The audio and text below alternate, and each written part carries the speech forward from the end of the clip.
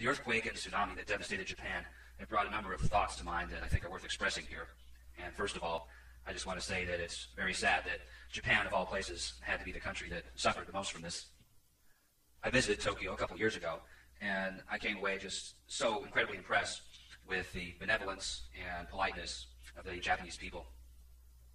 And I credit my trip to Japan with having changed my approach to political issues. My views now are still basically the same as they were before, but my views on race have changed. Before I went to Japan, I described myself as politically a libertarian, somebody who seeks to maximize freedom.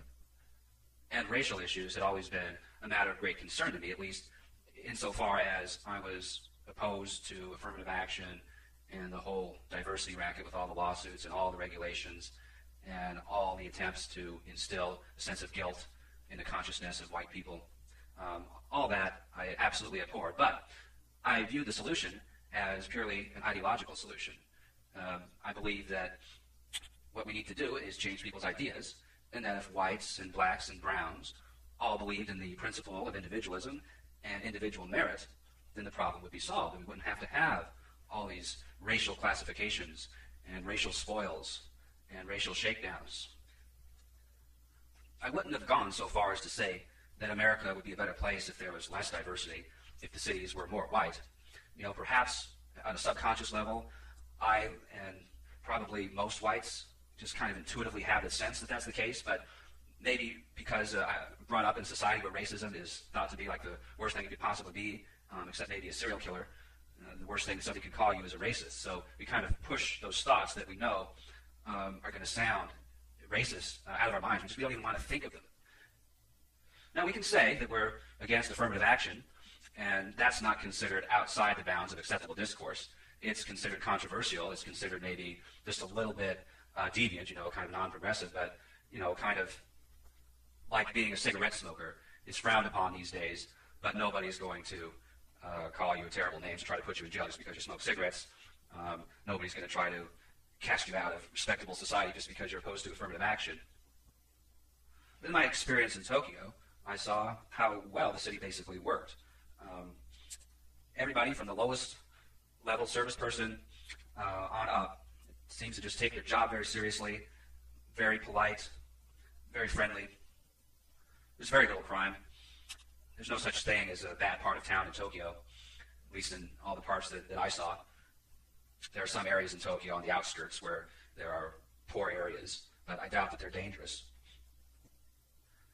And I don't know when this thought exactly occurred to me, but I just remember at some point thinking, what Tokyo reminds me of is what an American city might be like in the 1950s. If you could transport that 1950s population into today and have them inhabit Detroit or Los Angeles or New York or Chicago with all the technological advancements we've made since the 1950s. And then while I was in Tokyo, outside one of the train stations, I saw this group of black people congregating around. They just looked so completely out of place in Tokyo. They were the only people who were just loitering, basically, and they were being kind of loud. They were giving people strange looks. And I thought, what the hell are these black people doing in Tokyo? I mean, I assume they were visiting from another country, probably the United States. I don't know. It's the sort of sight I'm very familiar with, being from the United States, but somehow seeing it in Tokyo made me think, wow, what a disaster it would be for Tokyo if thousands and thousands and tens of thousands and hundreds of thousands of black people decided to come to Tokyo and live. What it would do to the crime rate, to the poverty rate, to the cohesion, just to the simple aesthetics of the city. You know, there's something I really enjoyed in Japan is being able to go anywhere, to any shop or any taxi, and pretty much know that the people I'm going to be dealing with are Japanese. And strangely, I became more psychologically attached to the well-being of Tokyo than to the well-being of my own home city. And I've heard of other white people who have had sort of similar experiences as mine, who have been to Asian cities. Asian cities, Asian airports, Asian schools work. And as a white person in a non-white country, I felt I had an objective perspective, and I could tell why they worked. They work because they don't have third world populations. Let me be more specific, because they don't have large black populations. And it was so clear and obvious to me once I saw Tokyo. Why it wasn't so obvious before me, before that visit, I don't know. Like I said earlier, it probably was something I intuitively understood all along. But I, like most whites, just suppressed those uncomfortable thoughts. Whites in America have spent decades and decades and decades beating around the bush. Liberals say that blacks exhibit dysfunctionality and crime and poor education because of poverty, and conservatives say that it's because of culture and values.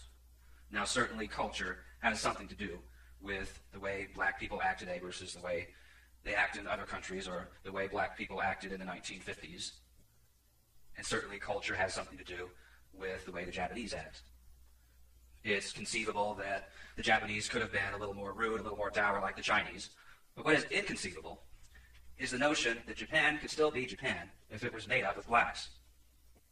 I think even liberals, white liberals, would acknowledge that if Japan were flooded with Nigerians and Somalians, that they would destroy the Japanese culture. They may not use the word destroy, but if one population replaced another, certainly that population couldn't call itself Japanese in the same sense of what the word Japanese means in terms of history, art, culture, and yes, appearance.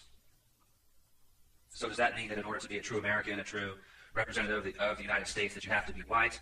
Well, no, I'm not saying that. Whites, after all, imported Africans into the United States, so it would be unrealistic to expect that the U.S. would ever be a totally white nation. It never really was. But the United States could have and should have preserved what it had in the 1950s. Back then, the country was almost 90% white, almost 90%. Now, not even Idaho is 90% white. I think maybe Maine, New Hampshire, and Vermont still are. But they won't be for long. The latest demographic data show the white population plunging. In many states now, whites are the minority of students. And in California and Texas, they'll quickly become a fairly small minority of students. And that portends a future, 1 generation, 2 generations from now, where whites will have relatively little say in the policies that our country adopts. Everything's just going to degenerate. The IQ of the nation is going to fall as the populations of darker peoples continue to increase. Whites are going to slowly be replaced in all the movies and advertising and television shows. I mean, it's slowly happening now as it is. Realistically, I don't think there's anything that can be done to stop the trend, at least in the United States. But there's still hope for Japan to save itself. They're facing a demographic crisis of their own because of the rapidly aging population. Japan has a very low birth rate and a very high proportion of its population over the age of 60. So there will be a lot of pressure to increase their immigration, to boost the economy and boost the labor force. They do get a lot from China and Korea, and see in Tokyo there's a fair number of people from India. But there's still a chance that, 50 years from now, you could go back to Tokyo and it still would be an overwhelmingly Japanese city. In 50 years, there may not be any majority white major cities anywhere on the face of the earth. There may be a few capital cities in Eastern Europe, Warsaw, Vilnius, and others that remain majority white, but they can hardly be called major world cities. But they would be well worth preserving. And even at this late stage, I think it is still possible for places like Poland, Lithuania, Hungary, Latvia, Ukraine, to avoid becoming just another internationalized mishmash of people like France and England and the United States and Canada have already basically become. But if any white country on the face of the earth is going to have a sustainable future as a white country, it has to wake up, like I did, to the reality of the importance of their racial identity. We can respect the rights of people of all races, of all nations, while still recognizing that individual nations exist for the people within them. That the purpose of a government is to protect the rights of its citizens, not to extend the right of citizenship to the entire world. A world without defined nations is going to be a world of world government, a world bereft of diversity, as all nations begin to look and act the same. at least all formerly white nations. And in closing, I just want to say that there's a great irony here, and that is that I'd probably more likely be able to convince a black person or a brown person of the value of preserving some countries on earth as white countries. Probably have more success convincing them of that goal than I would white people, because whites have been so brainwashed, so stultified, so misled to be so altruistic, so self-sacrificial, that they won't even stand up to fight to defend their right to exist. In Ayn Rand's novel, The Fountainhead, the main character, Howard Roark, gave a speech in which he said, quote, "The world is perishing from an orgy of self-sacrificing." And that's exactly what's happening to the United States right now. The clearest example of this is a program by the United States government, a so-called refugee program, to import Somali Muslims into the United States. And these are people who are fleeing extreme warlike conditions, people who live without electricity, don't know English, don't have any skills, and they're being settled by the U.S. government at taxpayer expense into states like Maine. And this has been going on for years now, so thanks to this program, there are Somali communities all across the country, and places like Maine are being absolutely overwhelmed because they don't have the social infrastructure in place to deal with people who have the sorts of problems that these Somali Muslims have and bring. In rural, formerly nearly all white, nearly crime-free communities, there are now Somali gangs just randomly preying on people. It's just unbelievable. I mean, why don't we have a program to deport the people, the foreign-born people who are already in the country and engaging in criminal behavior? Why doesn't the government focus its resources on kicking those people out instead of bringing more of these problem-causing people into the country? It's just insanity. I don't know how else to describe it. In Japan, white European culture and aesthetics are celebrated. In the United States, white European culture and aesthetics are criticized, marginalized, and diminished for political reasons. If you look at any of the major shopping districts in Tokyo and take a stroll down and look at the store windows of any of the major retailers, any of the major fashion stores that are based out of the U.S. or Europe, you'll see that the models are largely white. They're either white or Japanese looking, but they're never black. You will never see a black person modeling clothes or appearing in any advertisements in Japan. It's not because the Japanese are anti-black. There are black players who play on Japanese baseball teams, and they're given the same adoration by the fans as any other player. It's simply a matter of aesthetics. Just as elderly people would not be considered viable fashion models, even though we don't have anything against elderly people, the same with blacks.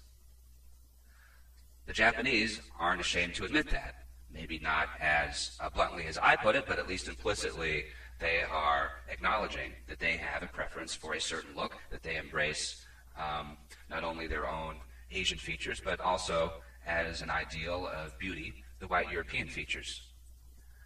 In the U.S., we have to lie about those things, and we have to be forced through the ruling ideology of political correctness to accept blacks in advertising at a rate that's probably at least double their actual rate of the non-incarcerated population.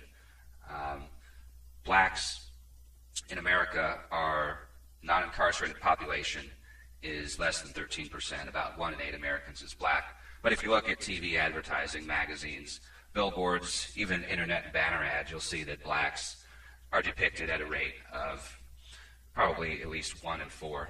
At least 1 in 4 faces in advertising is black or very dark skinned. You will feel far more respected in general in Japan than you will in the United States. And specifically, even as a white person in Japan, you'll feel far more respected than you do in the United States.